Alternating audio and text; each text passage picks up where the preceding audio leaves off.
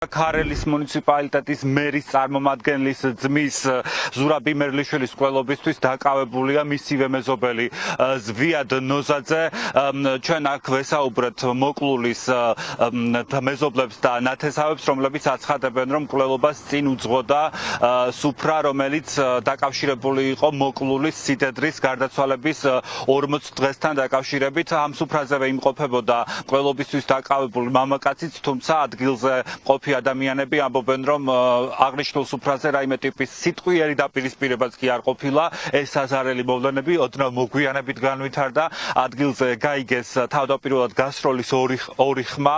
სავარაუდოდ ეს ორი ტყვია მოხვდა უკვე მოკლულ 50 წლის მამაკაცს. უკვე 1 საათის შუალედში კიდევ 4 გასროლის ხმა გაიგონეს. ამჯერად უკვე როგორც თანასოფლელებისთვის მოგვიანებით გახდა ცნობილი, ადგილზე მისულ პოლიციის მისამართით ისროლა მკვლელობისთვის დაკავებულმა მამაკაცმა. ეს მოვლენები უკვე სოფლის ცენტრში განვითარდა, სადაც ასევე ბავშვები იყვნენ შეკრებილები დღის მეორე ნახევარში და სკვერის მიმდებარედ თამაშობდნენ. აქ მოსახლეობა ამბობს, რომ მათ შორის ბავშვებიც არიან ბეწვზე გადარჩენილები, რომ მათ არ მოხვდათ ტყვია, თუმცა დაიჭრა ორი პოლიციელი, რომელიც ჩვენი ინფორმაციით რომლიდანაც ერთ-ერთს ჩვენი ინფორმაციით ჩაუტარდა გადაუდებელი ოპერაცია და ორივე მათგანი ამ დრომდე რჩება კლინიკურ დაწესებულებაში.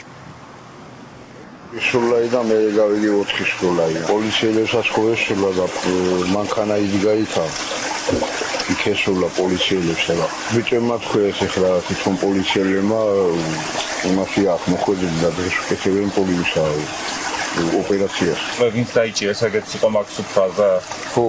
დარბაზში იყო იქა და იქიდან ტაქსი მოუყვანია აქამდე წურვა დალია რა ვიცი ისე არ ახსნა ციკიკურად ვერ იყო კარი აი როგორ დაუნტკიცე სანის საბუთი როგორ მისესანის როგორ მისეს სანადირო იარაღით ამაგდენიც არ ვიცი თოფი იყო თვითონ ბიჭებმა თქვეს ორი გასროლა აქ გავიგე აი თაც ეყარაწყები და 4 გასროლა იქიდან გავიგე და იქა უკვე მასა პოლიციას და თანიგინებოდა თქვენი დედაო გაქცეულა ქვით რატომ ვინც იყო ის პოლიციელები სამნი იყო ორი დაიჭრა და ერთი რაღაცა უილა უბრალოდ ესროლა და მოკლე სახში შეეჭრა და ესროლა მეტი არაფერი ვინ არის ეს და ვინც ესროლა მეზობელია ნათესავი ბიჭი არის სიძე იყო ოჯახის სიძე იყო და იმას ესროლა და რამე სუფრა იყო რაღაც 40 იყო კი სუფრა ჩემი სიძე არის მოკლე დისკმა და რა მოხდა რაც ამბობდა არაფერი წულა უბრალოდ შევიდა და ესროლა თოფი ახლო ესროლა და